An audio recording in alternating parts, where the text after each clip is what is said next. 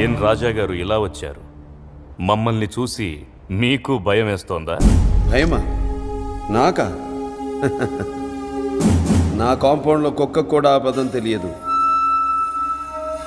మరెందుకొచ్చారు? సమాజానికి మంచి చెయ్యకపోయినా పర్వాలేదు, చెడు చెయ్యకూడదు. చేశారు, చేస్తూనే ఉన్నారు. వద్దు, ఆపాలి. ఆపకపోతే ఆ? ఆపకపోతే అన్నాడు.